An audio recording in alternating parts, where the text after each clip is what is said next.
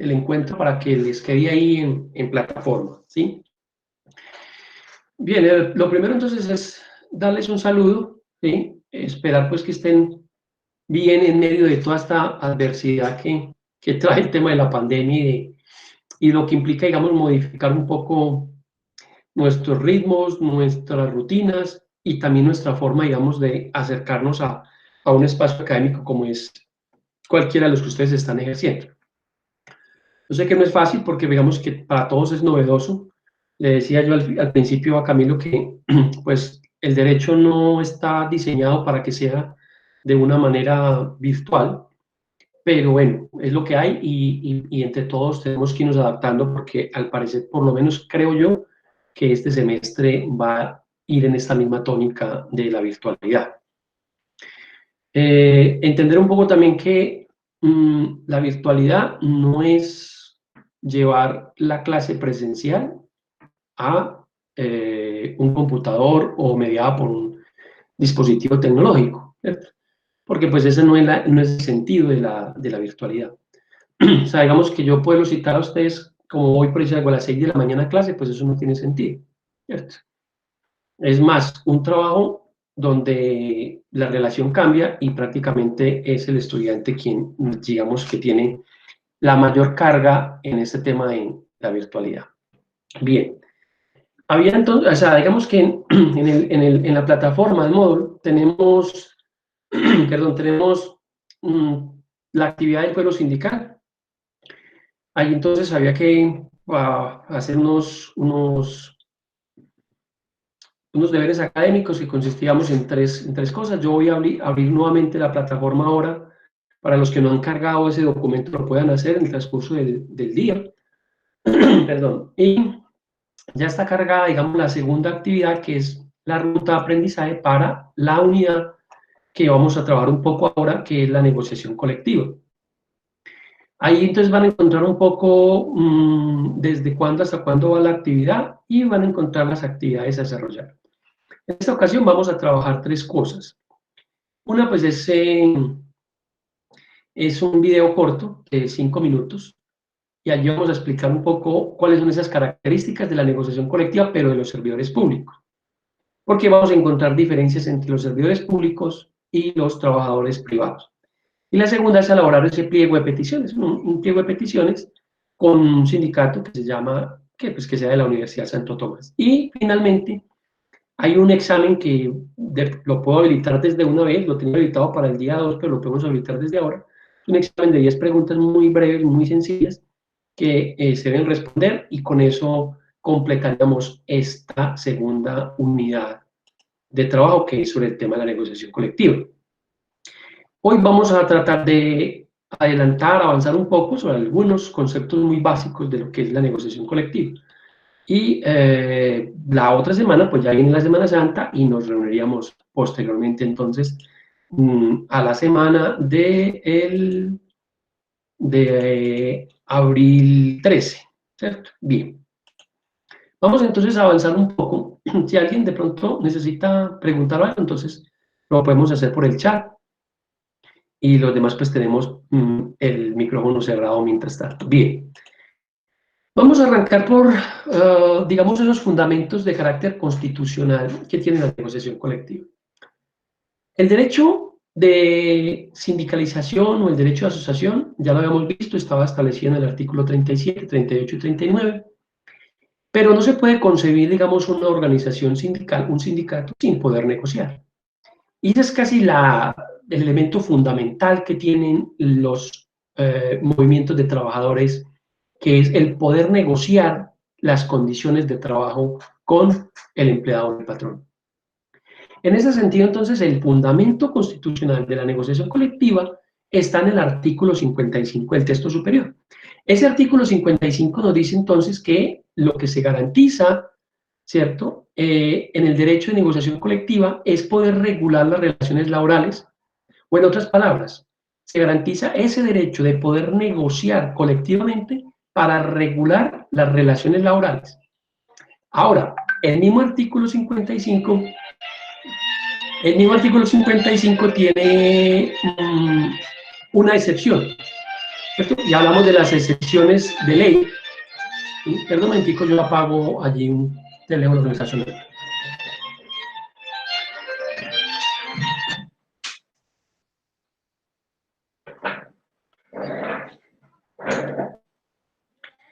Este es el problema de la virtualidad.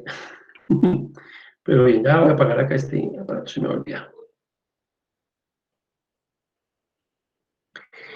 Bien, entonces decíamos que el marco constitucional está en el artículo 55 del texto superior, lo que dice entonces que se garantiza que el derecho a la negociación colectiva.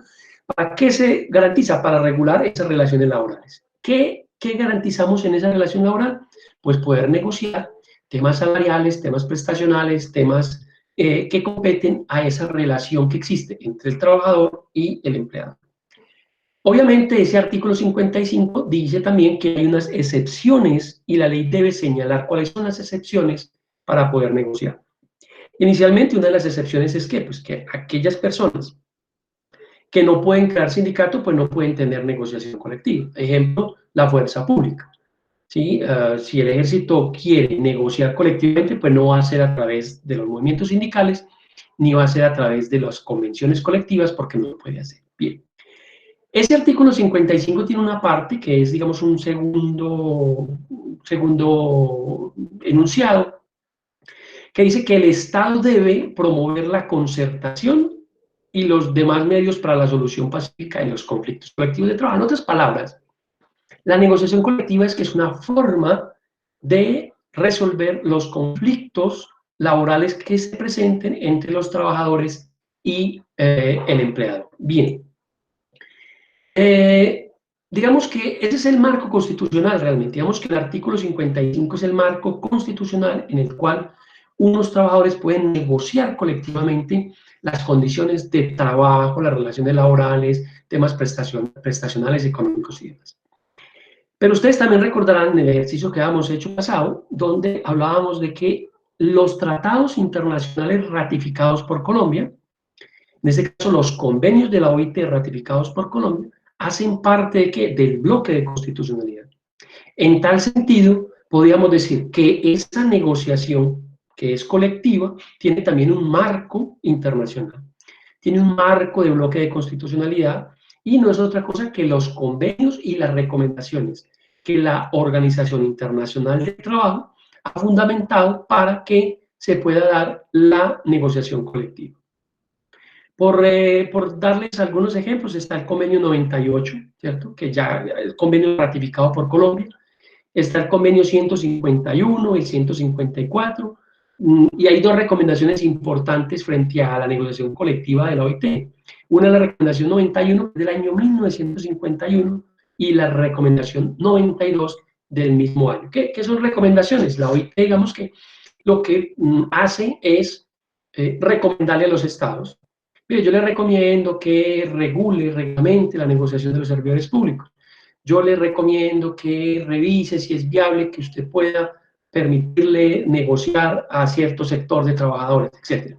Estas recomendaciones, como les decía en una clase anterior, si bien es cierto, no son de obligatorio cumplimiento, estas negociaciones, estas recomendaciones, perdón, sí es bueno que los gobiernos las acaten. ¿Por qué? Porque todo este tema de incumplimiento de obligaciones de orden internacional, de recomendaciones, de convenios que ratifica Colombia, en un momento determinado pueden ser motivo para que la ONU, la Organización de las Naciones Unidas, pueda desertificar a Colombia en algún tema. Esto frente a la OCDE puede generar dificultades, o cuando vayan a hacer negociaciones de carácter internacional, por decir algo, cuando se firman los tratados de libre comercio, entonces movimientos sindicales o los mismos gobiernos pueden, digamos, limitar o pueden bloquear un tipo de negociación. Recuerden como ejemplo cuando se estaba negociando el TLC con Estados Unidos, todo lo que sucedió con el TLC, las implicaciones que esto tuvo, casi no se puede negociar. ¿Por qué? Porque los movimientos sindicales que hay en Estados Unidos hicieron una fuerte presión al gobierno colombiano para que estableciera una forma de protección por el índice muy alto de sindicalistas asesinados en ese momento. En otras palabras, entonces, es el marco internacional, son esos convenios internacionales, esos convenios que ha ratificado Colombia y que hacen parte del bloque de constitucionalidad y que conforman entonces lo que llamamos los fundamentos internacionales de la negociación. Digamos que hay un convenio muy importante, que es el convenio 151 de 1978, que fue aprobado y ratificado en Colombia con la ley 411 de 1997. Ese es un convenio que plantea o pone, digamos, los fundamentos de la negociación colectiva de los empleados públicos en Colombia. Ese convenio 151 del 78 es un convenio, pues imagínense, del año 78, lleva buenos años ya, ratificado en Colombia en el 97, pero es solamente hasta el 2012, ni en el 2012, realmente en el 2014, que empieza a darse por parte del gobierno una pequeña posibilidad de que los servidores públicos pudiesen presentar peticiones respetuosas, porque no se llamaba negociación colectiva, ni se llama todavía negociación colectiva, para poder, digamos, resolver los conflictos que tenían los servidores públicos con el Estado. Bien, resumiendo entonces, la idea es que vayamos, si hay alguna duda, alguna pregunta, me escriben o levantamos la mano.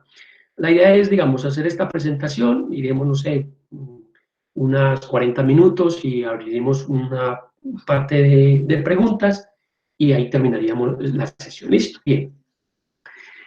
Ese convenio 154 que yo les digo, que es el convenio que ratifica Colombia mediante la ley 144 de 1997, pero que es un convenio del año 1978, nos, digamos que acerca al concepto de negociación colectiva. Dice más o menos que la negociación colectiva es una negociación que hay entre un empleador y un grupo de trabajadores, o un grupo de empleados organizados en sindicatos o en organizaciones de empleados, con el fin de ¿qué? De fijar algunas condiciones de trabajo y el empleo, o de regular las relaciones entre ese empleador y los trabajadores, o finalmente regular que las relaciones entre empleadores o sus organizaciones y una organización o varias organizaciones y el empleado. O bien también podemos hablar de las tres. Sabemos que una negociación busca, en definitiva, poder que fijar las condiciones de trabajo, regular las relaciones de empleo o regular las relaciones entre el empleador y sus organizaciones o varias organizaciones de trabajadores. Bien. Entonces, para ir retomando, tenemos un marco constitucional, ¿cierto?, del derecho de negociación colectiva, ¿cierto?, que no es otra cosa que el derecho a la negociación del artículo 55, que está ligado con el derecho de asociación del artículo 39 de la Constitución Política, y que también incluso, lo veremos después en otra sesión, es que está ligado al derecho a la huelga del artículo 56 de la Constitución. Dijimos que ese artículo 56 es una garantía para poder negociar de manera colectiva las regulaciones laborales y que hay un marco internacional establecido por los convenios ratificados por Colombia y que hablan de la negociación colectiva, en especial ese convenio 151 del 78, aprobado y ratificado por Colombia con la ley 411 de 1997. Bien, eso digamos que es el marco constitucional y el marco internacional de la negociación colectiva. Pero la negociación colectiva está, digámoslo así, ligada, hay una ligazón, una liaison, como dicen los franceses, entre el conflicto y la negociación. Digamos que para que exista una negociación, pues debe haber un conflicto. ¿Cierto? Digamos que si hay algo que está en pugna, hay algo que está en choque, pues entonces es ahí donde aparece la posibilidad de que exista una negociación. Bien. Como definición de conflicto podemos decir una definición de Stephen Robbins, y es que es un proceso, ¿cierto?, que inicia cuando una parte percibe que la otra está afectando de manera negativa, ¿cierto?, algunos de sus intereses.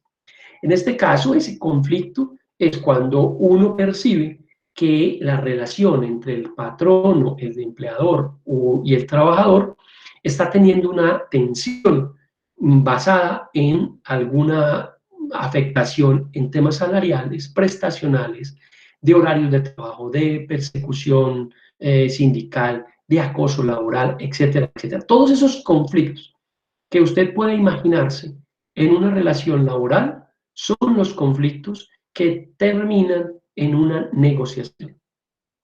Obvio que ya en una negociación de carácter colectivo macro, pues hay muchos más elementos que un solo o dos solos elementos para poder iniciar, digamos, un conflicto colectivo de trabajo.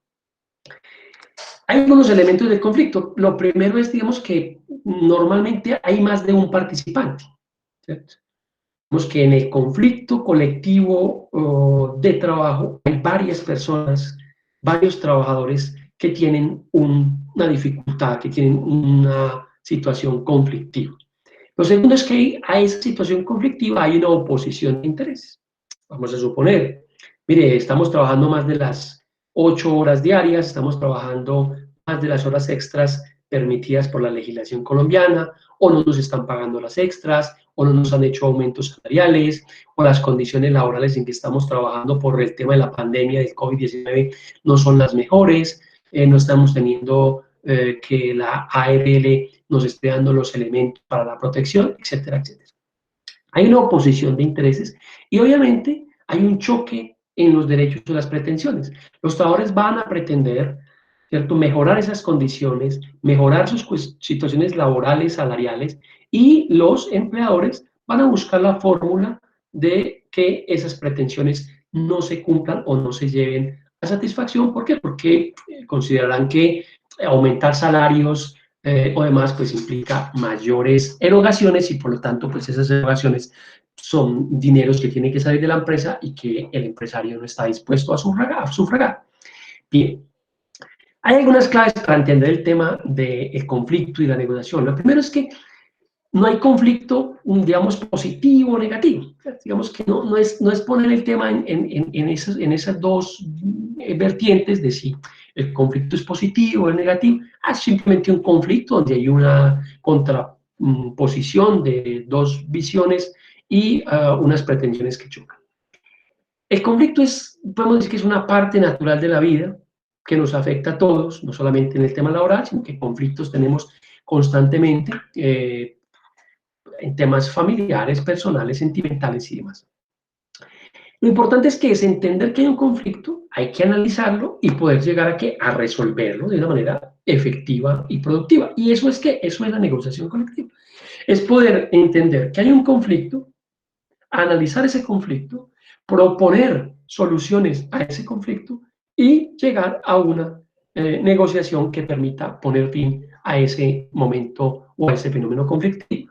Y entender también que el conflicto pues, es un tema de una realidad social, digamos que el tema del conflicto siempre está ahí presente. En materia de derecho laboral, casi que siempre encontramos dos tipos de conflictos. El primero es un conflicto de tipo jurídico. Ese conflicto de tipo jurídico está relacionado con ¿qué? Con la interpretación de normas, de resoluciones, de directrices, de instrucciones, de órdenes que se dan al interior de las empresas. Y que empieza el conflicto. Eso es ilegal, esto es inconstitucional, usted no lo puede hacer, usted sí lo puede hacer, usted no nos puede rebajar el salario porque estamos en pandemia, usted no nos puede obligar a irnos en vacaciones porque hay una situación, digamos, de virus a nivel nacional, usted no nos puede rebajar el salario por esta situación. Bueno, hay un problema de carácter jurídico. Y casi siempre esos problemas de carácter jurídico también llevan a unos conflictos de carácter económico. En esencia, podemos decir que la clasificación de los conflictos laborales la podemos decir, hablar de unos conflictos de carácter jurídico y unos de carácter económico. Bien, eso digamos que por hacer una clasificación sobre lo que tiene que ver con el conflicto. Hemos visto entonces marco constitucional de la negociación colectiva, marco internacional de la negociación colectiva a través de los tratados internacionales que hacen parte del bloque de constitucionalidad, un poco qué es el concepto de conflicto, elementos del conflicto, y una vez entonces surge un tema conflictivo al interior de una empresa con los trabajadores, decimos que inicia una etapa que es la que denominamos la etapa de arreglo directo. Cuando hay un conflicto que está establecido ya en mi empresa, pues lo que hay que resolver ese conflicto. ¿Cómo resolvemos ese conflicto? A través de el arreglo directo, la etapa de arreglo directo. ¿Qué es arreglo directo? Venga, sentémonos con las partes que están en conflicto y resolvamos el asunto. Si ustedes quieren, este tema de la negociación colectiva no es otra forma más que resolver, ¿cierto? De manera alternativa, si se quiere, los conflictos que se susciten entre trabajadores y empresarios. Claro, en temas del derecho de la obra individual está pues el tema de la conciliación. En el tema del derecho laboral colectivo podemos decir que hay una negociación que lleva a feliz término con una convención colectiva. En estos días, desde el año, principios del año, ustedes recordarán los problemas que empezaron a suscitarse con los movimientos estudiantiles, los movimientos de trabajadores, las organizaciones sindicales y una serie de expresiones sociales que empezaron a marchar y que empezaron a reclamar de este gobierno unas, digamos, unas acciones tendientes a revisar el tema pensional y el problema de la reforma laboral, que había una reforma, no sé si ustedes se acuerdan de esos temas. Pues bien, como ahí habían sindicatos en esa manifestación, en ese conflicto, los sindicatos han pedido que se inicie una negociación colectiva basados un poco en este tema del derecho laboral colectivo, a lo que el gobierno se ha rehusado constantemente, manifestando que ellos no están en negociación y lo que simplemente dicen es que están en una conversación, que están en unas charlas, pero no le han querido dar el carácter de negociación. Porque darle el carácter de negociación implica precisamente que vayamos a un marco legal que no es otro que el que trae el Código Sustantivo del Trabajo. Bien, cuando tenemos un problema, un conflicto laboral, entonces vamos a, ¿qué? A la etapa de arreglo directo. Y aquí vamos, digamos, con el primer elemento importante, que es entonces que para resolver esos conflictos que existen entre los trabajadores y el empleador, lo que nosotros hacemos es iniciar la etapa de arreglo directo. ¿Cómo se inicia la etapa de arreglo directo? Pues se inicia ¿con qué? Con la presentación de nuestro pliego de peticiones. Bien. Este pliego de peticiones se llamaba también el cahier de reivindicación, ¿cierto? El cahier de reivindicación o cuaderno de reivindicaciones, ¿sí? Que era, así se llamaban en otras épocas. Hombre, mire, tenemos un conflicto, listo, mire, estas son nuestras peticiones, ¿sí? Digamos que el pliego de peticiones se puede definir como un escrito en el cual se consignan, en el cual se exponen, el cual contiene las peticiones mediante las cuales los trabajadores sindicalizados o no sindicalizados, ahora miraremos ese no sindicalizados, ¿sí? Y que buscan ¿qué? Modificar los derechos existentes o crear nuevos derechos o reformar o quitar o suprimir algunas condiciones de trabajo que se encuentran en ese momento, ¿cierto? O que imperan en ese momento. En otras palabras, el pliego de peticiones es un escrito que se le presenta al patrono por parte de los trabajadores, en el cual se consignan aquellos reclamos sobre aquellos asuntos que están generando conflicto y que yo quiero que se resuelvan. En ese pliego, ese pliego tiene una base, ¿cierto? Y es que debe reflejar las necesidades de los trabajadores. ¿Cuáles necesidades? Esas necesidades de carácter social, económico, político, etc.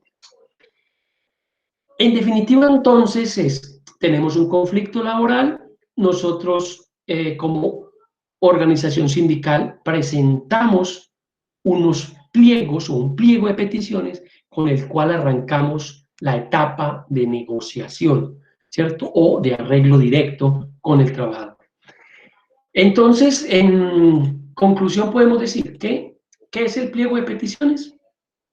Es un escrito que contiene, o es una solicitud, o es un documento que contiene ¿qué? Las peticiones mediante las cuales los trabajadores sindicalizados o no sindicalizados buscan modificar los derechos existentes o crear nuevos derechos o reformar algunas situaciones imperantes en el trabajo, en las relaciones laborales. Es importante entonces lo siguiente, que tomen nota sobre esto. Tenemos un conflicto laboral, perfecto. Ese conflicto laboral entonces hay que solucionarlo. ¿Cómo se soluciona? Mediante una negociación. ¿Cómo arranca la negociación? Con un arreglo directo. ¿Cómo se inicia el arreglo directo? Con la presentación de un pliego de peticiones. ¿Cómo se presenta un pliego? Pues es un escrito en el cual nosotros establecemos cuáles son esas peticiones que queremos nosotros como trabajadores que se modifiquen, se suspendan o se sustituyan, ¿verdad? Bien. Pero recuerden ustedes, cuando empezamos a ver atribuciones de las asambleas, ahí teníamos un artículo, el artículo 376, que nos dice cuáles son esas atribuciones exclusivas de la asamblea. Y este artículo es muy importante que lo volvamos a revisar. Dice el artículo 376, atribuciones exclusivas de la asamblea. Hasta ahí vamos bien, ¿alguna pregunta hasta ahí? ¿Sí? No, profe, ninguna. Nada. Bien, el artículo 376 nos dice que hay unas atribuciones exclusivas de la Asamblea. Recuerden ustedes lo que pasó con el sindicato de Avianca, ¿cierto? De los pilotos de Avianca, que hubo un momento en que la huelga, ¿cierto? Fue decretada o declarada ilegal. Fue porque no cumplió con este artículo 376. Dice muy rápidamente, son atribuciones exclusivas de la Asamblea, ¿cierto? Exclusivas. Modificar los estatutos, obviamente aprobar los estatutos, modificarlos, fusionar el sindicato, aprobar la afiliación a las organizaciones de segundo y tercer orden, a las federaciones y a las confederaciones, o retirarse de ellas a desafiliarse. Es también potestativo sobre la Asamblea destituir a cualquier directivo del sindicato. Es decir, mire, usted ya no va más en este sindicato y a partir de ahora usted queda expulsado o retirado del sindicato. ¿Sí? Puede que fijar las cuotas extraordinarias, porque las ordinarias se aprueban ¿en dónde? En los estatutos. Aprobar también, digamos, el tema presupuestal, el tema general del gasto. Y hay una muy importante y es la siguiente. Opción exclusiva de la Asamblea, la adopción de los pliegos de peticiones que deberán presentarse a los patrones a más tardar 2 meses después de la aprobación. Ahí tenemos dos cosas entonces importantes. La primera, ¿quién es el que aprueba entonces los estatutos? Decimos entonces que es que la asamblea de afiliados. Recuerden muy bien, la asamblea es la que aprueba ese pliego de peticiones, perdón, ese pliego de peticiones. ¿Quién lo debe aprobar? La asamblea. ¿Cómo lo hacen? Pues en la asamblea se presenta el pliego, lo van a discutir, vamos a pedir aumento salarial, no sé, del 10%, del 20%, discutirán, 20 es mucho, 10 es muy poquito, que sea el 15%, perdón, vamos a hacer, vamos a pedir una oficina, vamos a pedir, qué sé yo. Lo discuten entre todos y finalmente queda un texto definitivo y este debe ser aprobado ¿por quién? Aprobado por la asamblea. Una vez aprobado, y ahí va el segundo dato importante de este artículo 376, es que debe entonces entregarse al patrono y depositarse ante el ministerio, ¿sí?, a más tardar 2 meses después de la aprobación. ¿Qué quiere decir eso? Hombre, si hoy 30 de marzo del 2020 nos reunimos en asamblea y aprobamos un pliego de peticiones, tenemos 2 meses, 30 de abril, 30 de mayo, hasta antes del 30 de mayo, tenemos plazo ¿para qué? Para presentar el pliego y para depositarlo ante el Ministerio del Trabajo. Entonces tenemos 3 cosas ahí, 3 datos importantes. Primero, ¿quién aprueba los pliegos de peticiones? Los aprueba la Asamblea. 2, ¿cuánto es el tiempo que tiene el sindicato, después de aprobados los pliegos, o el pliego mejor, para presentarlo ante el patrono y depositarlo ante el ministerio? 2 meses. Hay otro elemento ahí en ese mismo artículo 376 que nos dice que también es exclusivo de la asamblea, ¿sí? Que decir que si la junta directiva del sindicato aprueba el pliego, pues va a tener dificultades porque no está facultada para hacerlo, pues esa es atribución de la asamblea. Pero la asamblea también tiene entonces una atribución exclusiva y es designar a los negociadores. Claro, vamos a una negociación, tenemos un conflicto, vamos a resolver el conflicto. ¿Cómo lo vamos a resolver? Arreglo directo. ¿Cómo arranca la resolución del conflicto? Presentando nuestro pliego. ¿Quién aprueba el pliego? La asamblea del sindicato. ¿Cuánto tiempo tenemos para qué? Para presentar ese pliego ante el patrono y ante el ministerio. 2 meses contados a partir del momento de la adopción del pliego. Y luego tenemos que nombrar los negociadores. Claro, hay que, vaya, no vamos a ir los 1000 afiliados del sindicato, ni tenemos que nombrar los negociadores. Pueden ser diferentes a los de la junta directiva, sí. Entonces ahí se va a decir cuántos son los negociadores y quiénes son los negociadores.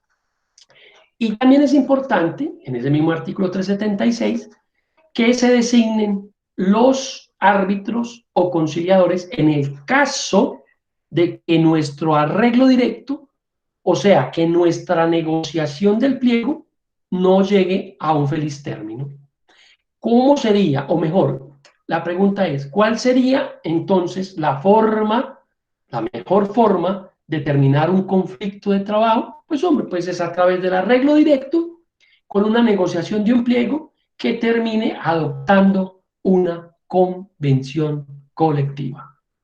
Quiere decir que la convención colectiva de trabajo se consigue, se logra, se adquiere una vez se haga una negociación presentando un pliego y negociando por unos días esas condiciones que tenemos en el pliego, que no son otras que, recordémoslo nuevamente, que son la posibilidad que tenemos de modificar situaciones existentes, crear nuevos derechos o reformar o suprimir condiciones imperantes dentro de la relación laboral. Bien. Hasta ahora entonces tenemos primero marco constitucional, marco internacional, tenemos el problema del conflicto, luego del conflicto tenemos entonces una posibilidad que el arreglo directo, y ese arreglo directo no es otra cosa que la presentación de un pliego de peticiones, el cual es atribuible su adopción solo a la asamblea, que luego tenemos 2 meses después de aprobado para podérselo presentar. Pues no quiere decir que tengamos que esperar 2 meses para presentarlo, no. Si lo hicimos hoy 30 y mañana está listo el pliego, lo presentamos mañana, si ustedes quieren.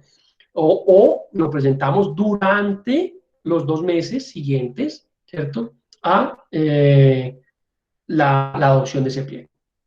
En esta asamblea también debemos designar los negociadores, quiere decir que es otra de las facultades exclusivas de la asamblea, nombrar los negociadores y también, si no llegamos a un acuerdo de tener una convención colectiva, que finalmente es el acuerdo al que se llega, entonces esa convención que no se pudo llegar deberá resolverla un árbitro, ¿cierto? Que es a través de un laudo arbitral, que será un tema que revisaremos en la sesión que sigue después de la huelga. El tema de los árbitros, el laudo arbitral y las negociaciones arbitrales. Bien. Otra de las funciones que tiene la Asamblea, recuerden bien, es poder hacer la votación, o mejor, votar la huelga, que llamamos, que es aprobar ir a la huelga, ¿cierto? Ir a la huelga. Por eso es importante que esa decisión de ir a la huelga, que normalmente es la que se hace cuando no podamos llegar a una negociación por arreglo directo. Bien. ¿Hasta ahí alguna duda con respecto a esas facultades que tiene la Asamblea? ¿Alguna duda por ahí hasta el momento? No, profe, todo claro hasta ahora. Bien, vamos entonces a avanzar un poco más. Tenemos un conflicto, la Asamblea se reunió, elaboró el pliego, estamos dentro de los 2 meses Dentro de los 2 meses de presentación del pliego, ya la asamblea nombró los negociadores, también nombró el árbitro por si acaso, por si de pronto no llegamos a una negociación. ¿Ante quién entonces presentamos ese pliego? Pues bien, el pliego, ¿cierto? Que es un escrito, es un documento, ¿sí? Que contiene entonces las peticiones, que tiene un marco, digamos, legal y que luego viene con las peticiones. Se le presenta a quién, a el empleador, se le presenta al patrono, se le presenta al empleador.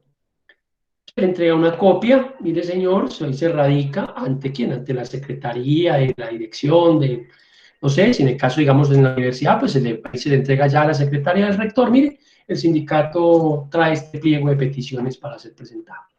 Y están en obligación de darle un recibido como cualquier documento. Bien. ¿Cuándo podemos presentar ese pliego?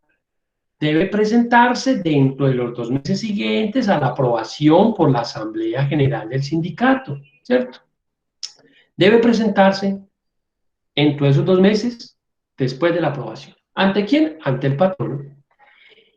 Dos, ¿qué hay que hacer? Este pliego de peticiones, que es un documento, lo vamos a decir, ¿cierto? Relativo a establecer otras condiciones de trabajo, a resolver las diferencias con los empleadores, ¿cierto? No importa cuál sea su origen, y que obviamente no estén sometidas por la ley, ¿cierto? A un procedimiento distinto o que esta no pueda ser negociada. Digamos, hay cosas que no podemos presentar en los pliegos de peticiones por expresa disposición de la ley. Sobre todo las limitaciones son un poco más a los servidores públicos. Estos están mucho más limitados que al trabajador privado, pero hay cosas que ni siquiera el trabajador privado puede negociar. Una de esas es el tema pensional. ¿Por qué? Por estricta disposición del Acto Legislativo 01 del 2005, que modificó el artículo 48 constitucional, que era el encargado de hablar de las pensiones y de las excepciones de los regímenes especiales de pensiones en Colombia. Bien. Una vez entonces se le radica el pliego al empleador, ¿qué hay que hacer? Radicar también ese pliego ante el Ministerio del Trabajo. ¿Para qué? Para que el ministerio sepa que nosotros hemos iniciado el procedimiento de arreglo directo. Es a través de la presentación del pliego que arrancamos a resolver nuestros problemas de nuestro carácter laboral o el conflicto laboral que tengamos en la empresa. Bien, una vez entonces entregamos ese pliego, lo radicamos entre los 2 meses.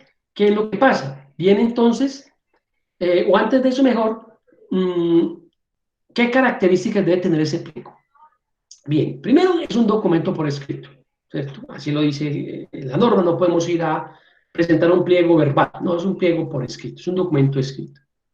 Es el único medio, es la única forma, es la única instrumento que nos permite validar, ¿cierto? El tema de la negociación.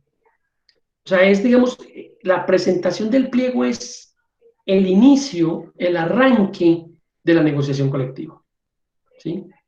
¿Qué tiene ese pliego? Pues las peticiones relativas a las condiciones de trabajo, laborales, prestacionales, económicas, de seguridad en el trabajo, qué sé yo, ¿cierto?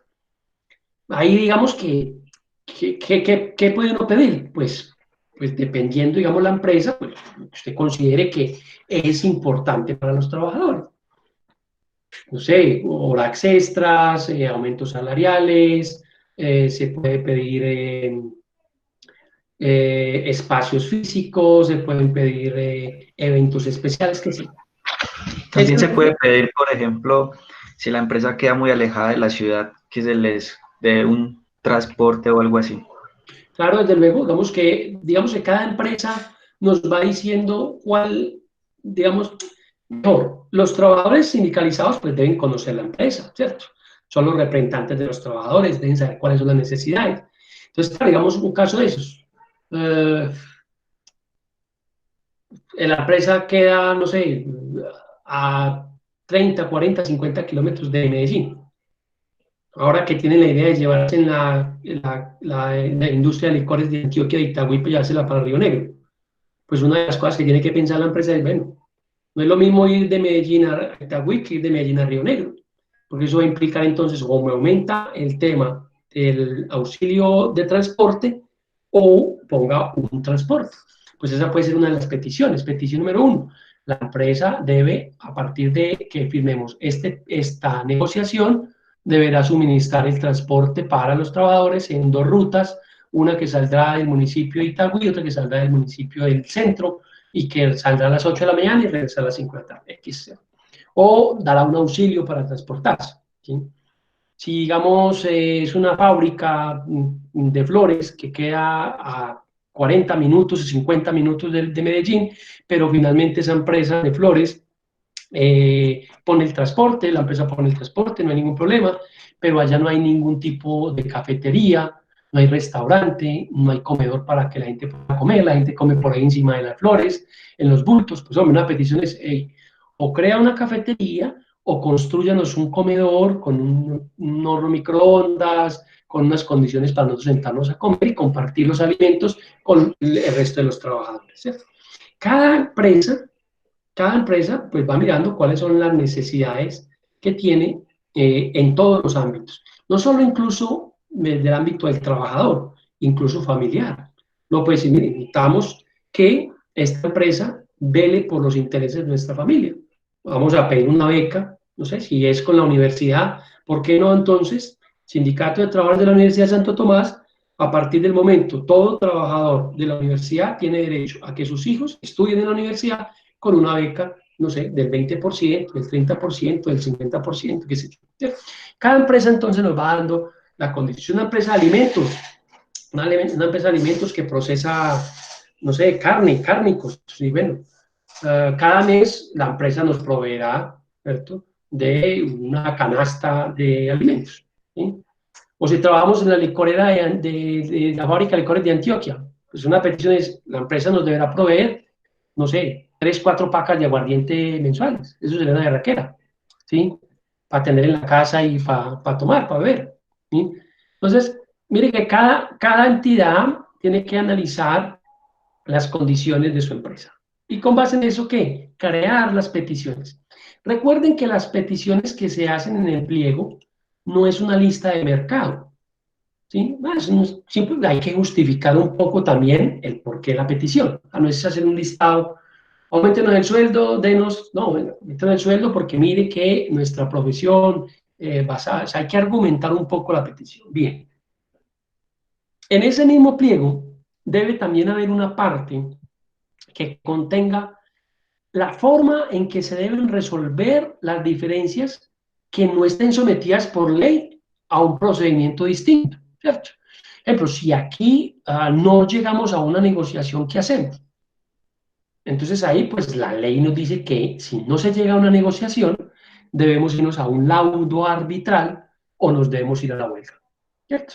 Entonces lo que no esté sometido por ley, lo podemos poner, si hombre, venga, podemos también negociar, ¿por qué no? Que no vayamos a un laudo, sino que aprobemos los puntos en los que estamos de acuerdo y dejemos los puntos en los que no estamos de acuerdo para que se vayan a un laudo o para que se vayan a otro, a dirimir en otra instancia. Bien. Decíamos entonces, en esencia este es el documento. ¿Qué contiene un documento? Ya ustedes buscaron por internet, pues la idea es, yo sé que la idea con el ejercicio no es, pues, ni hacerlo todo, porque pues ya hay pliegos, pero sí hacer el ejercicio, digamos, de modificarlo para que ustedes entiendan un poco cómo se hace un pliego. Y en este caso, pues el ejercicio que hay que hacer es crear un pliego de peticiones de un sindicato de la Universidad Santo Tomás del Orden Nacional. Entonces, digamos que hay que acomodarlo un poco a las necesidades de la universidad, ¿cierto? Ese es el ejercicio que hay que hacer. Este documento, que es el pliego, se radica ante el empleador y se deposita ante el Ministerio del Trabajo. Esas son realmente las características de un pliego. Mire que no son grandes cosas, es un encabezado, digamos, del marco jurídico del que usted parte para presentar este pliego. ¿Por qué no otros colocan una presentación? Ya ustedes mirarán por internet que hay muchos pliegos y demás que pueden sí, le pueden servir como ejemplo. Bien. Arrancamos entonces, presentamos el pliego, ¿cierto? Bien. Realmente podemos decir que el conflicto y la negociación colectiva nace con la presentación del pliego. Casi que antes podríamos decir que no hay conflicto, ¿sí? Por lo menos de arreglo directo, digamos que por lo menos no hay una posibilidad de iniciar un arreglo directo si no hay un pliego de petición. Claro, conflicto sí lo hay realmente, ¿cierto? Sí hay conflicto, pero esa resolución de ese conflicto no va a poder darse si no se presenta un pliego de peticiones al empleador con el fin de que éste inicie las negociaciones, ¿cierto? Bien. Una vez aprobó la asamblea el pliego, una vez radicamos ese pliego ante el empleador y ante el ministerio, a partir de ahí nace el fuero circunstancial, que no es otra cosa que una garantía que tienen los trabajadores de esa empresa que está negociando, todos los trabajadores, para no ser despedidos sin justa causa. Quiere decir que la diferencia entre el fuero circunstancial y el fuero legal, el que tienen los miembros de la junta directiva de los sindicatos, bien sean de las juntas directivas nacionales, de las seccionales o de los dos miembros de los comités, esos miembros tienen un fuero, ¿cierto? Un fuero para que no sean despedidos, ¿cierto? Ni desmejorados, ni trasladados sin una justa causa previo la autorización del juez. Pues bien, el fuero circunstancial es para que proteja a todos los trabajadores, no solamente los negociadores, no solamente la junta, sino todos los trabajadores, mientras duren las negociaciones del pliego de peticiones. Una vez radicado el pliego, podemos decir que nace el arreglo directo, que nace la negociación, y a partir de ahí podemos decir que inicia el fuero circunstancial, ¿sí? Este fuero, digamos que está en artículo 25 del decreto 2351 desde el año 65, y no es otra cosa que eso, los trabajadores que hubieran presentado al patrón un pliego de peticiones no pueden ser despedidos sin justa causa.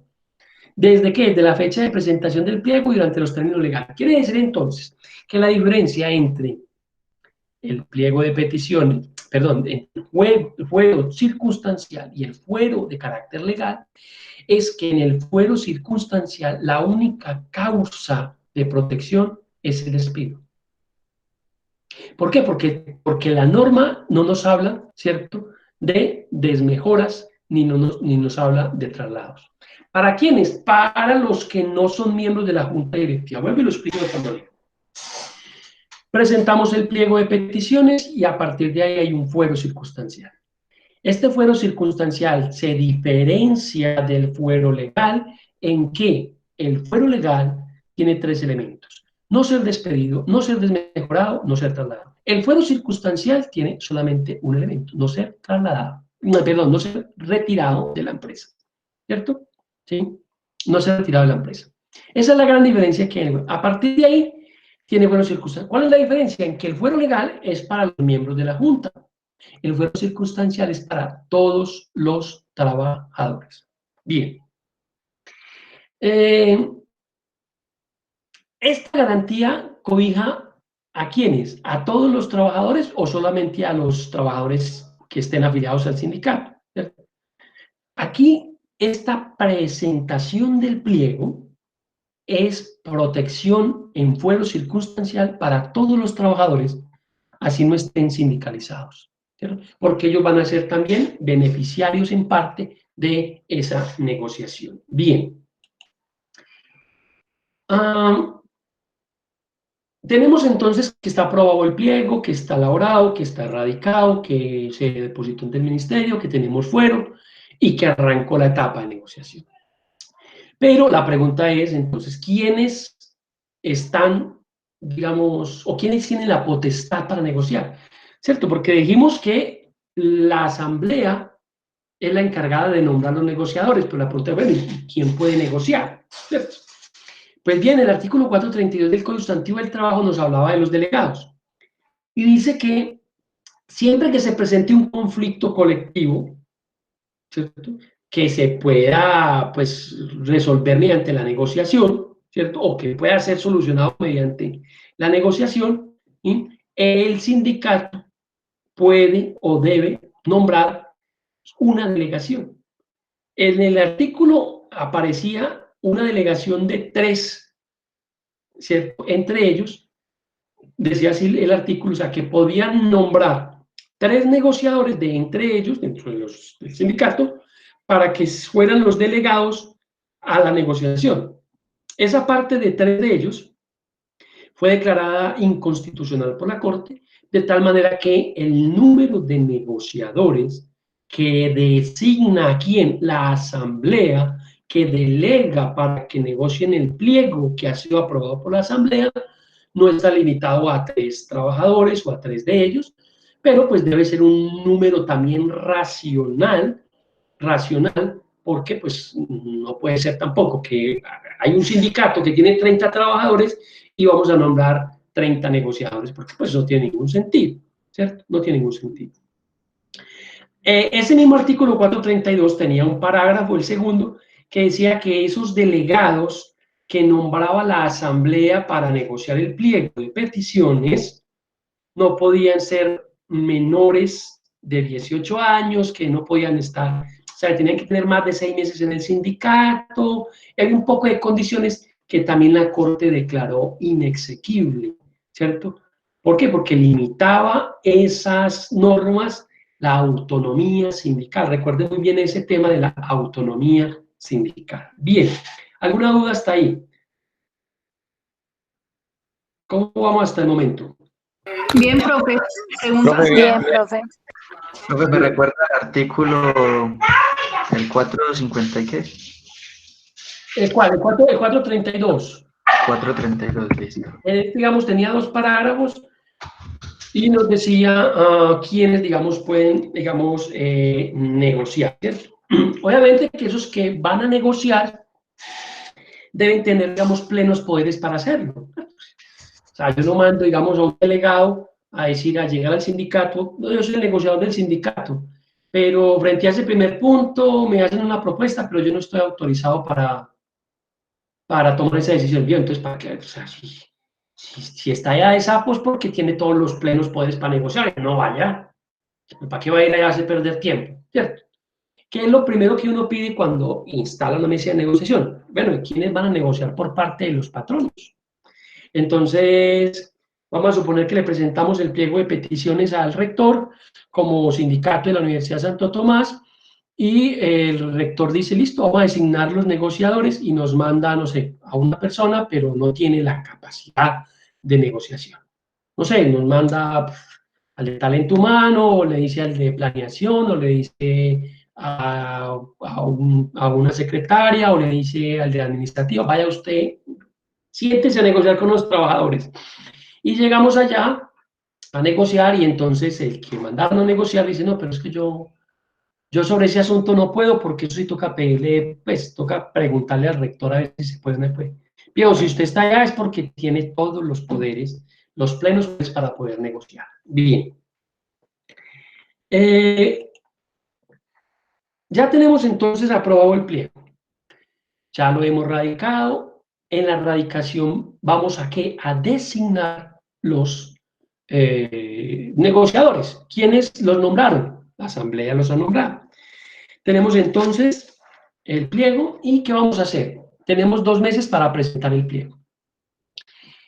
Una vez el empleador o su delegado, ¿cierto? Que el delegue, tiene la obligación legal primero de recibir el pliego, ¿cierto? O sea, eso, pues no es que no recibo, no, tiene la obligación de recibir. Ah, que yo no lo recibo, pues bueno, pues, si no lo recibe, pues ya va a empezar el tema mal. ¿Por qué? Porque ya se va esa persona o ese empleador a haber sometido a una queja ante el Ministerio del Trabajo para que posiblemente a ese empleador, a ese empresario o a ese nominador sea sancionado por el ministerio con multas por el hecho de no querer sentarse a negociar. ¿Por qué? Porque es que esa es una obligación. Vamos, casi que no es un, venga, si quiere, siéntese. No, usted está obligado prácticamente a negociar. Que no acepte el pliego, eso es otra cosa, pero siéntese a negociar, ¿cierto? Bien, radico el pliego. ¿Qué hace el empleador o el delegado cuando recibe ese pliego? Luego aquí, mire que hay el sindicato radicó un papel. ¿Qué dice? No, que pliego de peticiones. Madre, nos presentaron pliego. ¿Qué debe hacer? Si la persona que lo recibe no está facultada para resolver sobre él, ¿cierto? Tiene que inmediatamente, en el término de 24 horas, llevarlo al empleador, al que tenga la capacidad, ¿cierto? Para que esa persona que tiene la capacidad de sentarse a negociar, instale, ¿cierto?, la mesa de negociación a más tardar dentro de los 5 días hábiles a partir de la presentación del pliego. Bien, volvamos. Hicimos el pliego lo aprobó la asamblea, nombró los negociadores, al otro día también nombró los árbitros, teníamos 2 meses para presentar el pliego, finalmente lo presentamos a los 3-4 días, lo radicamos, en la radicación va todo el pliego con los elementos que hemos hablado, van los listados de los negociadores, lo recibe la empresa y entonces resulta que usted lo radicó, y no, que eso tiene que radicarlos abajo en una persona que hay ahí en la entrada de la universidad que nos colabora con recibir la documentación, que antes lo hacía una muchacha Oriana, ahora hay otra muchacha que está en la derecha, pues toca radicarlo ahí, dijo, porque ahí donde se recibe la correspondencia, pues usted lo radica ahí. Esa persona, ¿cierto? Si conoce pues del derecho laboral, o ya me dice, mire, aquí radica el sindicato un documento que dice que es un pliego de petición, debe en el término de 24 horas correr con el documento y llevárselo al rector, que es en este caso el que puede negociar, y decirle, señor rector, hay un pliego de peticiones, tiene 5 días hábiles para que instale la mesa de negociación. ¿Cómo instala la mesa de negociación? Muy sencillo, pues él lo que va a hacer es que va a llegar y va a nombrar los negociadores. ¿Por parte de qué? Por parte de la administración. No sé, hará una resolución, hará un oficio, hará, no sé cómo lo haga, cada empresa tiene a su interior, digamos, una forma y unas formalidades para tomar decisiones. Si es una empresa pública, pues lo hará mediante una resolución. Si es de pronto con el gobierno nacional, será un decreto, etcétera, etcétera, ¿cierto? Si es con el gobernador, un decreto, si es así.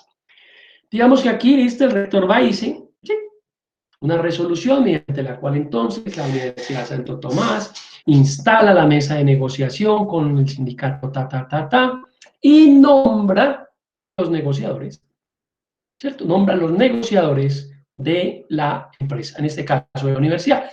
Negociadores que van a tener que los plenos poderes, de acuerdo entonces con el artículo 435 del Código Sustantivo del Trabajo. Bien. ¿Qué pasa entonces si a los 5 días hábiles no hay negociación, no inicia la negociación? Pues nuevamente lo que pasa es que este empresario, esta universidad, está incumpliendo con los trabajadores, está incumpliendo con las disposiciones del 433 y por lo tanto estaría con o incurso en causales que le podrían acarrear una sanción por parte del Ministerio de Trabajo por el hecho de negarse a negociar con los trabajadores. Eso es lo que uno así es presentar una queja o pues exigirle, vea, ya pasaron los 5 días, venga, sentémonos a negociar nuestro pliego de peticiones, que es lo que debe hacerse. Bien. Luego entonces de que esta empresa recibe, digamos, el pliego, emite una decisión que es empezar a negociar y arranca la negociación. Digamos que establece entonces el día y la hora para arrancar con la negociación. Ahí es importante decirles otra cosa, y es que recuerdan el papel que cumplen las organizaciones de segundo y tercer orden, las federaciones y confederaciones. ¿Se acuerdan ustedes que tenían funciones que? ¿Alguien se acuerda? ¿Y se acuerda?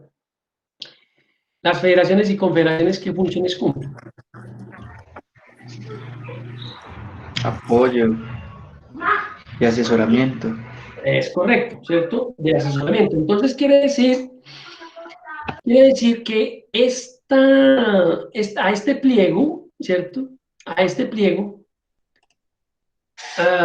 o mejor, para la negociación de este pliego, nosotros podemos convocar, ¿cierto? Nosotros podemos convocar miembros de las federaciones y confederaciones, hasta 2 personas, ¿cierto? Para que nos acompañen en la negociación. ¿Por qué? Porque ellos nos asesoran, ¿cierto? En la negociación de nuestro pliego. Pero también... Profe, en ese caso, ¿esos acompañantes tienen voz y voto dentro de la negociación o solo van con voz? Digamos que ahí el voto, como digamos, en el transcurso de esa negociación, las decisiones, digamos que no son casi de votación. O mejor, si son de votación, ¿en qué sentido? Vamos a suponer, arrancamos a negociar hoy. Entonces nosotros, digamos, el curso, somos los que hemos presentado el pliego. Y la universidad nos presenta los negociadores. Entonces, ¿quiénes pueden ser negociadores de la universidad? Pues entonces el rector dirá, hombre, yo quiero ir como negociador, me voy a llevar al de planeación, me voy a llevar al vicerrector académico, me voy a llevar al vicerrector financiero y me voy a llevar a Camila, que es la secretaria, ¿cierto? Y voy a contratar un experto en derecho laboral colectivo para que me acompañe en la negociación. ¿Listo? Dicen esto los negociadores. Nosotros tenemos nuestros negociadores que nos los aprobó la asamblea, somos nosotros. Y arrancamos. Bueno, muy buenos días, arrancamos con la negociación, este es el pliego, vamos a hacerlo de la siguiente manera, punto por punto, está bien, perfecto, y establecen unas condiciones. Hay un punto, entonces decimos el primer punto, estamos pidiendo que se aumente el salario de los docentes y de los trabajadores de la universidad. Estamos pidiendo un aumento del 10%, el cual se hará efectivo a partir de este año, en junio. ¿Sí?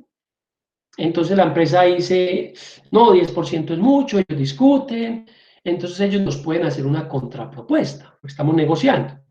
Entonces dicen, vea, vamos a hacer una cosa, nosotros no les vamos a dar el 8, no les vamos a dar el 10, sino que les vamos a dar el 8. El 8% de aumento, pero ese 8% se lo vamos a dar de la siguiente manera. Le vamos a dar 4 puntos de aumento en junio, le vamos a dar 2 puntos adicionales para 6 en noviembre y 2 puntos adicionales en diciembre. Esa es nuestra propuesta. ¿Ustedes qué piensan? Miren que es una propuesta buena. Ahí no hay, digamos, votación, levante la mano que esté de acuerdo. No. ¿Qué hacemos los negociadores? Si necesitamos tomarnos un espacio, decimos, venga, necesitamos pensarlo, regalarnos 3 minutos, 5 minutos, nos reunimos aparte o ahí mismo. Entonces te dirá, no, la propuesta no es válida, no nos gusta, no nos sirve. O decir, bueno, sí, estamos de acuerdo, la propuesta está bien, o bueno, o tenemos otra contrapropuesta. Que sea el 10, pero que sea gradual, ¿listo? Vamos a hacerlo, ese 10 vamos a hacerlo 2.5 o 5, 2.5 y 2.5, qué sé yo. Y se hacen contrapropuestas. Digamos que ahí estos negociadores que nos acompañan, ¿cierto? Lo que hacen es asesorarnos, ¿cierto? Entonces, digamos, el asesor de la universidad dice, no, mire que el aumento está bien, lo podemos hacer gradual, ya este año se acabó, el IPC de este año era casi el 7%, o sea que finalmente le estamos dando el 1% de aumento. Y ese 1%, mire que se lo haremos efectivo en diciembre, o sea que prácticamente no le estamos dando nada. Porque si ellos están pidiendo el 10, el gobierno va a decretar el 7, nosotros no hemos aumentado salario este año, le están pidiendo el 8, démosles el 8, pero como lo estamos haciendo gradual, hasta diciembre ¿cierto? Le subimos el punto, entonces está bien. Y los asesores de este lado le dirán, hombre, no, esa negociación está muy mala, porque, ¿cierto? Así, digamos, transcurre el tema de la negociación. ¿Listo? Entonces, digamos que ahí no hay votación, pero sí hay participación, vos, obviamente, de los asesores. De pronto los asesores, al interior del movimiento sindical o al interior de la empresa, pues no van a tener voto, ¿cierto? Si tienen que, digamos, someterlo en un momento determinado a eso. Bueno, venga, ¿quiénes estamos de acuerdo en que aceptemos esa propuesta del 8%? ¿Quiénes no están de acuerdo? Y vamos a votar. Ah, listo. Ahí de pronto no vota el asesor, ¿sí? Pero digamos que es más o menos así que se mueve el tema. Bien. Hay una duda o hay un problema y es cuando en una misma empresa, recuerden ustedes el artículo 357 que tenía una prohibición, ¿para qué? Para que en una misma empresa pudiesen existir varios sindicatos. Esa disposición fue clara e inexequible, entonces la pregunta que queda en el aire es si se presentan varios pliegos de peticiones por varios sindicatos que existen en la misma empresa, ¿qué pasa? En primer término, el patrono está obligado a recibirlo, ¿cierto? Yo tengo que recibirlo, pues yo tengo que recibirlo, ¿cierto? Lo ideal es que esas organizaciones sindicales se unan y creen un pliego unificado. Pero también hay autonomía sindical y pues es difícil obligarlos a que creen un pliego unificado. En este caso, cuando hay varios sindicatos y varios presentan pliego de peticiones, salvo que exista un sindicato mayoritario, ¿cierto?, que tenga por lo menos el 75% de los trabajadores, pues este será el que le corresponda negociar ese pliego.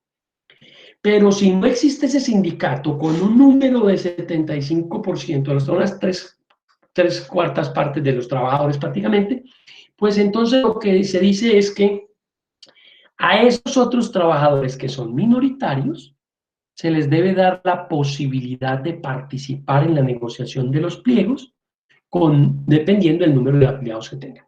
Si yo soy un sindicato que tengo 5.000 afiliados y hay un sindicato que tiene 100 afiliados, pues ese sindicato debe, y no hay ningún sindicato que supere el 70% de los trabajadores, 75% de los trabajadores, pues a ese sindicato minoritario hay que darle la oportunidad que entre a la mesa de negociación, pero pues con pues, entre de 5.000 a 200, pues le podemos decir que entre con un delegado, ¿cierto?, a que lleve una persona.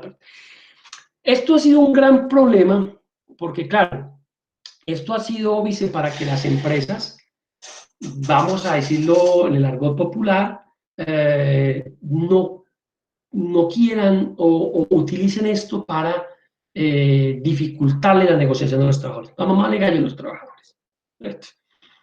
No, es que muchos sindicatos, pónganse de acuerdo, mire que hay como 3 pliegos, así no podemos negociar, hagan un solo pliego unificado, no podemos, o empiezan a negociar con uno sin que le permitan al otro sindicato participar, bloquean a los otros, y eso ha sido un problema. ¿Para qué? Para que se pueda ejercer libremente el derecho de negociación colectiva. En este caso, entonces, decimos que está obligado el patrón a recibir los pliegos, sí. Sin embargo, debe buscar la forma de integrar en una sola mesa de negociaciones, ¿cierto?, la participación de acuerdo con el número de trabajadores afiliados. O sea, hay que permitirle a esos otros sindicatos que participen, salvo que haya un sindicato mayoritario, y en ese caso sí, ese será el que negocie y los beneficios serán para todos los trabajadores, pero además, a pesar de que haya mayoritario, se le debe permitir la participación a uno de esos miembros del sindicato. Bien. Vamos un poco más adelante, ya casi vamos terminando, es ¿cuánto duran entonces las conversaciones o la negociación? Bien. La negociación de los pliegos en la etapa de arreglo directo dura 20 días. 20 días calendario. Quiere decir que si nosotros radicamos el pliego y hoy mismo, el 30 de marzo, nos llega la comunicación por parte del rector diciendo, mis queridos amigos, he nombrado la comisión negociadora, arrancamos a negociar a partir de mañana, 31 de marzo, a las 8 de la mañana, nos vemos en la rectoría para que arranquemos las negociaciones de nuestro pliego. a partir del 31, que es donde se hace el acta de iniciación de la negociación, tenemos 20 días calendario para negociar. Calendario. Si coge sábado y domingo trabajamos. Esos 20 días calendario pueden prorrogarse de común acuerdo hasta por 20 días calendario adicional. En definitiva, podríamos decir, ¿cierto?, que la negociación tiene la duración, ¿cierto?, de 40 días calendario. Pero recuerden bien, primeros 20 días, si vemos que pudimos negociar, maravilloso. Si vemos que no nos dio el tiempo, pues prorrogamos. Ahora. Pero entonces si es un patrono bueno y el primer día ya, bueno, hágale, yo accedo. Perfecto. Ese día terminó la negociación.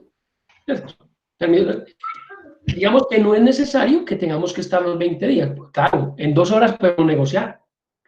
Venga, ¿qué es lo que ustedes quieren? No vea que nosotros necesitamos un aumento salarial, que esa cafetería está muy mala, que... Bueno, yo esto lo veo totalmente válido. Sí, no, yo esto no veo ningún problema. Listo. Aprobado. ¿Cierto? Listo. Maravilloso. Pero si duran 20 días y no logran, ¿cierto?, evacuar.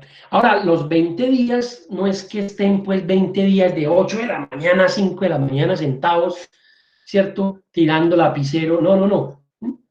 Citamos para el próximo 2, por decir algo, o el martes 31 citamos, instalamos ese día, nos presentamos y volvemos a citar el sábado 4, o el viernes 3, o el lunes 6, ¿cierto? Y ahí hablamos otras 2 horas o media hora y, bueno, nos toca suspender porque tenemos otros compromisos y así se mueve la cosa, ¿cierto? Terminados esos 20 días, si no logramos evacuar, ¿cierto?, nos podemos prorrogar otros 20 días. Puede que no necesitemos otros 20 días, sino un día más, 2 días más, pero prorrogamos 20 días más y finalmente terminamos en cualquier momento. Esa duración de las conversaciones, entonces, del artículo 434, nos dice que son 20 días calendario prorrogables a otros 20 días más. ¿Listo? Ese es el tiempo que tenemos ¿para qué? Para negociar. Bien. Digamos que esos pliegos, digamos, recordando un poco el tema del pliego, digamos que son susceptibles de modificaciones. Sí, claro, digamos que tiene esos pliegos iniciales, en esencia, pues claro, son susceptibles de modificar porque pues estamos negociando. Digamos que cuando la asamblea aprueba ese pliego, pues no quiere decir entonces que, mire, esto es lo que aprobamos. Si usted no llega, ¿cierto?, con la aprobación de este pliego, pues no hicimos nada, no. O sea, esas son las peticiones y pues digamos que uno pide y no necesariamente lo que pide se lo van a conceder. Es una negociación, ¿cierto? ¿Sí? Pero esas peticiones, ese pliego, tienen 2 tipos de presunciones. Una presunción, digamos, de derecho, ¿sí?, y una presunción legal. Digamos que hay una presunción que es de buena fe. Nosotros negociamos de buena fe, ¿sí? Entonces, bajo ese principio es que negociamos. Que nosotros en la asamblea aprobamos que se aumentara o que pidiéramos el aumento del 10% y ustedes, ¿por qué negociaron el 8%? Porque esa fue la negociación, eso fue lo que se dio y para eso me nombraron negociador y ahí no hay ningún problema. Bien. Entonces, aprobamos en la asamblea el pliego, lo presentamos dentro de los 2 meses siguientes a la aprobación, la entidad recibe ese pliego, también lo depositamos ante el ministerio, tienen que 24 horas para hacérselo llegar al jefe directo, este tiene 5 días hábiles ¿para qué? Para instalar la mesa de negociación, nombra a sus negociadores, a la mesa de negociadores pueden ir miembros de los sindicatos de segundo y tercer orden, pueden ir asesores, unos asesores que usted necesite para tocar un tema determinado importante que no lo maneje el sindicato, un estadista o un economista, es lo que requiere, digamos, llevar para que ilustre desde el punto de vista de esa disciplina a los negociadores. Esta empresa o esta entidad o este patrono recibe el pliego, a los 5 días hábiles entonces cita a la mesa de negociaciones, instala la mesa de negociaciones y arranca la negociación por 20 días calendario. Si no pueden negociar dentro de los 20 días calendario, se podrá prorrogar otros 20 días calendario. Y de estas negociaciones se van levantando actas que vayan dando cuenta de los acuerdos a los que se va llegando y que vayan dando cuenta a las dificultades que vamos teniendo. Una vez terminados los tiempos, los 20 o los 40, o los 3 días o los 4 días, tenemos dos posibilidades. La primera posibilidad es que llegamos a un acuerdo. Ese acuerdo puede ser total o parcial, pero tenemos acuerdos sobre los puntos. Teníamos 50 puntos, hombre, y tenemos ya 30 puntos resueltos a los que hemos llegado a un acuerdo. Esta es una negociación entonces de carácter, ¿qué? Parcial. Hombre, nos llevábamos 20 puntos, los 20 los evacuamos, llegamos muy bien, resolvimos los 20 puntos, nos gastamos 3 días, 4 días, 5 días, 20 días, los 40 días. Este documento final, donde se plasman los acuerdos a los que hemos llegado, se llama Convención Colectiva de Trabajo. En pocas palabras, el arreglo directo inicia con la presentación del pliego y termina con la convención colectiva, siempre y cuando haya habido un acuerdo total o parcial. Siempre que haya acuerdo, terminamos con convención colectiva, ¿cierto? Esta convención colectiva tiene la característica de ser ley para las partes. Digamos que esta convención colectiva es homologable a una decisión de carácter legal. Estas convenciones colectivas de trabajo se llevan a la homologación de la Corte Suprema de Justicia o a los tribunales superiores en las salas laborales. ¿Para qué? Para que estas convenciones puedan ser homologadas y queden entonces ya como un documento expedido por un órgano judicial. En este caso, la Corte Suprema de Justicia, Sala de Casación Laboral o los tribunales, dependiendo el tipo de entidad en la cual se está negociando. Esa convención colectiva, entonces, es el acuerdo de voluntades al que se llega mediante un arreglo directo entre los trabajadores y los patrones, de acuerdo con la presentación de un pliego de peticiones que es presentado por los trabajadores previa aprobación de la asamblea, que tienen 2 meses para poder presentar, que la entidad tiene 5 días hábiles para iniciar negociaciones, que se negocia 20 días calendario, prorrogar esos otros 20 días calendario, y que si llegamos a un acuerdo total o parcial, tenemos convención colectiva. Esta convención colectiva, entonces, es suscrita por los trabajadores, suscrita por los patronos y debe depositarse una copia de esa convención al Ministerio del Trabajo y la Seguridad Social. Bien. Eso en el entendido o en el efecto que hayamos llegado a un acuerdo en la negociación. Pero está la otra situación. No llegamos a un arreglo directo. Ni en todo, ni en nada. Discutimos que sí, que no podemos. Esta es muy usual, sobre todo en los servidores públicos, ¿cierto? Porque con los servidores públicos es mucho más dificultoso, porque son entidades del Estado que está todo supeditado a presupuesto y casi siempre todas terminan en cero. En que no se pudo llegar a negociar, entonces eso también se debe hacer constar en el acta final, ¿cierto?, que suscriban las partes, en las cuales expresarán el estado en que quedaron, ¿cierto?, las conversaciones sobre ese pliego de petición. Y pues ahí también se indicará con toda la precisión del caso cuáles fueron los acuerdos a los que se llegaron, si se llegaron, ¿cierto?, sobre los puntos que se llegaron y a cuáles no se llegaron, arreglo alguno, si hubo arreglo, y finalmente esa copia de esta acta, así se haya negociado o no se haya negociado, se deposita entonces en el ministerio al día siguiente de finalizada la negociación colectiva. Bien. ¿Qué es lo que pasa entonces aquí? Y digamos que una vez terminada la negociación, digamos que tenemos 3 escenarios importantes. El primer escenario que tenemos es firmamos convención colectiva. Firmamos convención colectiva. Tenemos convención colectiva, hemos llegado a un acuerdo, maravilloso, bien, sobre estos puntos. Esa es una de las primeras partes. La segunda parte es, recuerden cuando vimos en la parte, empezando, digamos, la sesión, vimos que en el pliego de peticiones debemos entonces poner cómo resolvemos el conflicto, si no logramos resolverlo por la vía del arreglo directo. En este caso, lo resolvemos ¿cómo? A través de un tribunal de arbitramiento, ¿sí? Unos son obligatorios, eso lo veremos después, unos son obligatorios, otros son voluntarios. El voluntario es aquel que se expresa. Si no llegamos a un acuerdo en esta negociación, entonces ambos, patronos y trabajadores, decidimos que esto lo resuelva ¿quién? Un tribunal de arbitramiento. Hay unos temas, unos asuntos que son de obligatorio tribunal.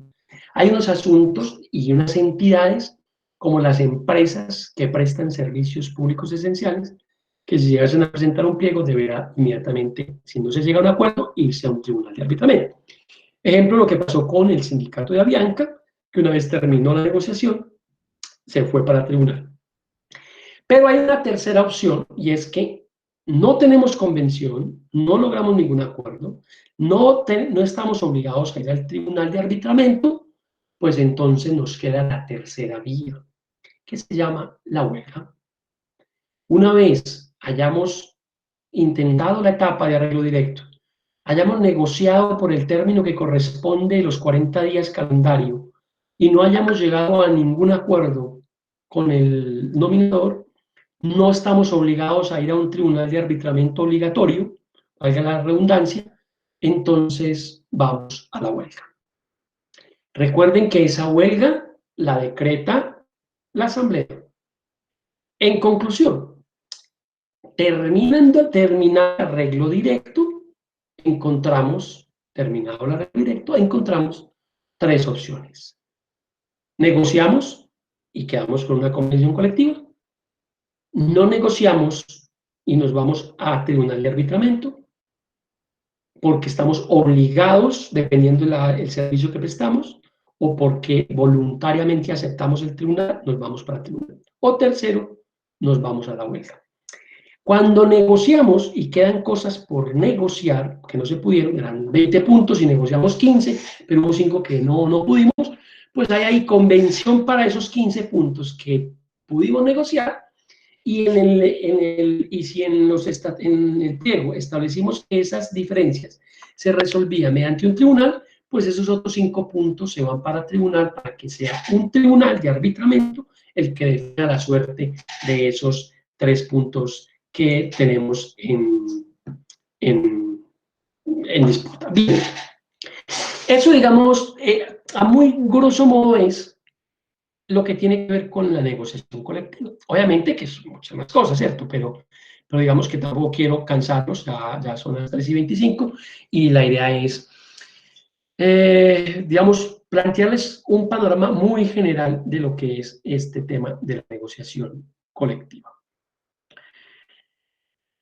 Me queda un punto muy importante, ¿cierto? Y es que al principio, cuando estábamos definiendo el pliego de peticiones, dijimos que era, o ese callar de reivindicaciones, dijimos que era un escrito, ¿cierto?, que presentaban los trabajadores del sindicato o los trabajadores no sindicalizados, ¿cierto?, buscando modificar los derechos existentes y crear o modificar, digamos, o suprimir condiciones de trabajo que estaban inventando en el momento. Pues bien, esta es una pregunta, esto es un aporte muy importante, es un chisme, esta es una novedad, esto es para que lo tengan aquí, es que los trabajadores que no son sindicalizados no tienen derecho, digamos, a negociar una convención colectiva porque no están sindicalizados. Pero estos trabajadores, a pesar de no estar sindicalizados, tienen derecho a presentar estos pliegos y estos, una vez negociados, se convierten en pactos colectivos de trabajo. De otra manera, los sindicatos negocian pliegos que terminan en convenciones. Los no sindicalizados lo hacen a través de pliegos, pero ellos firman pactos colectivos. Esos pactos solamente beneficiarán a esos trabajadores no sindicalizados. Por eso, cuando revisamos el artículo del Código Penal, ¿cierto?, que establece como hecho punible algunas conductas que atentan contra la actividad y el movimiento sindical, una de esas precisamente está en que los patronos no pueden negociar esos pactos colectivos para torpedear la negociación colectiva de los sindicatos. Me explico. Un patrono que quiera romper la negociación, entonces dice, ustedes, sindicato, me están pidiendo aumento del 5%, ¿cierto? Listo.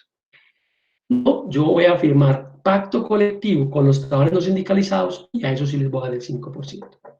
¿Eso qué haría? Haría que la gente que está sindicalizada se desafilie del sindicato para poder aprovechar el pacto colectivo. Y esa es una forma de ¿qué? De acabar con los movimientos sindicales, o por lo menos acabar con esa posibilidad que tienen los sindicatos de negociar. Bien. ¿Alguna duda hasta ahí? No, profe, todo bien, todo correcto. Todo bien, profe. 2 minutos, 5 minutos más. Voy a presentarles qué es un poco el trabajo que hay que hacer con el video. Y es que esto que yo les he planteado es un poco diferente cuando se trata de negociación colectiva de los empleados públicos. Ahí van a encontrar ustedes un pequeño video, ¿cierto? Un pequeño video donde se habla o se hace una crítica a por qué la negociación de los servidores públicos prácticamente hoy por hoy casi que podríamos decir que es inexistente. Hubo 2 decretos, uno en el 2012, que establecía inicialmente el asunto de la negociación, pero no se llamaba negociación, sino que se puedan hacer peticiones respetuosas a los empleadores, en este caso servidores públicos. Luego ese decreto es modificado por el 160 del 2014, en el febrero 5 de 2014, y este decreto viene a reglamentar la ley 411 del 97, que era la que aprobaba el convenio 151 de la OIT, que es la que tiene que ver con los procedimientos y negociación o solución de controversias en las organizaciones sindicales de los empleados públicos. Estamos. El convenio 151, negociación colectiva para servidores públicos, que fue ratificada por la ley 411/97, que finalmente vino a ser nuevamente esa ley reglamentada por el decreto 160 del 2014. Ahí hay un tema, y es que ese decreto es el que establece la negociación colectiva, eso entre comillas, para los servidores públicos. Hay que pegar una leyita, ahí está dentro de los documentos, hay que pegar una leyita a ese decreto.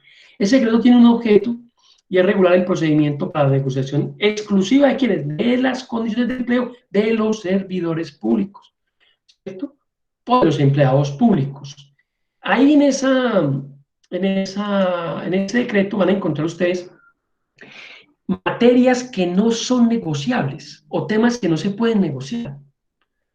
Y entre esas está, digamos, las condiciones de empleo, las relaciones entre las entidades y las autoridades públicas, la estructura del Estado, no se pueden negociar las competencias de dirección, administración y fiscalización del Estado, no se puede negociar el mérito como esencia en los concursos públicos de méritos, no se puede negociar la atribución disciplinaria, no se pueden negociar temas disciplinarios, no se puede negociar la potestad subordinante de la autoridad pública ante otros entes, pero tampoco se puede negociar en materia salarial, ¿cierto? Dice que puede haber negociación y concertación, ¿cierto? Concertar, no negociar, ¿sí? Consultando siempre que posibilidades fiscales y presupuestarias.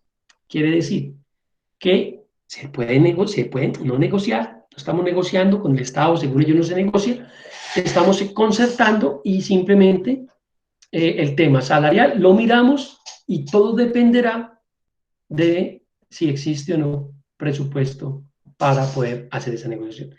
Quiere decir entonces que nunca se negocia porque nunca hay presupuesto.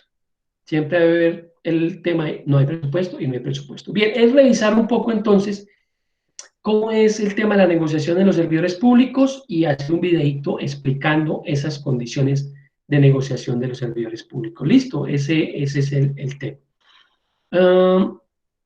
Finalmente hay que darle una leidita. Ustedes recordarán el artículo 48 de la Constitución Política de Colombia, que establece entonces el régimen especiales y exceptuados en materia pensional. Ese artículo 48 fue modificado por el acto legislativo 01 del 2005. Y ahí, ese acto legislativo 01 del 2005 tomó unas decisiones muy importantes en cuanto a la negociación colectiva. Uno de los tantos es que en materia de negociación colectiva, sea del sector privado o del sector público, no se pueden negociar temas pensionales. Y las negociaciones y las convenciones colectivas que hasta ese momento habían en Colombia, pues que se habían negociado, ¿cierto? Se habían negociado. Hasta ese momento, esas se iban a tener, pero iba a haber un régimen de transición hasta el año 2010, momento en el cual esas negociaciones que se habían hecho, donde habían sistemas pensionales más benignos, llamémoslo así, eran sistemas pensionales de 25, de 30 años que los trabajadores negociaban con sus patrones. Hoy en día no se puede, de acuerdo con este acto legislativo, negociar temas de pensiones. Bien, hay otras cosas ahí, es darle una leidita a ese acto legislativo 01 de 2005, ¿sí? Y hay unas apreciaciones que hace la Corte Constitucional y que revisa, digamos, por qué ese acto legislativo es lesivo para los intereses de los trabajadores. Hay algunas manifestaciones de la OIT y demás. Bien.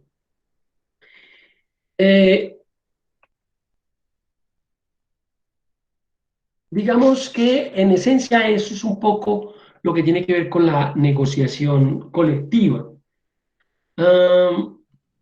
Recuerden entonces que los trabajadores no sindicalizados, es pregunta de preparatorio, los trabajadores no sindicalizados pueden presentar pliegos y pueden negociar, sí. ¿Qué firman los trabajadores no sindicalizados? Actos colectivos. Pero si en una empresa hay más de la tercera parte de los trabajadores, ¿cierto? ¿Sí? Sindicalizados, no pueden entonces suscribirse pactos colectivos, ni tampoco se pueden prorrogar los que hayan vigentes, ¿cierto? Es una prohibición que hay para que en una empresa donde más de la tercera parte de los trabajadores de una empresa esté sindicalizada, no pueda suscribirse pactos colectivos o prorrogarse los que están ya vigentes, ¿cierto? Eso frente al tema del pacto, que es muy importante, ¿sí? Es muy importante. Bueno, ¿qué más nos queda? Ya revisaremos el tema del arbitraje, la huelga, la huelga y luego el arbitraje en la sección que sigue. Y bueno, preguntas por el momento. No, profe. ¿Alguna duda con el trabajo que hacer para esta semana? No, lo de la composición de las 500 preguntas, ¿sí es para hoy o hay más tiempo para ese escrito? Pues ese era para la semana pasada, pero bueno, yo les abro la plataforma hoy, ¿listo? Pero está hoy, profe. No, el Está hoy. escrito es para hoy, el escrito estaba para hoy hasta las 6 de la tarde. De la semana pasada era el mapa. Bueno, entonces ya está modificado, porque la idea era que hiciera el mapa conceptual, cargarlo a la plataforma, ¿cierto? Por Y, eso, profe, pero te estamos hablando si vas a extender el escrito de 500 palabras. pues si está hasta hoy, está habilitado, lo pueden subir. O necesitan más tiempo para subirlo.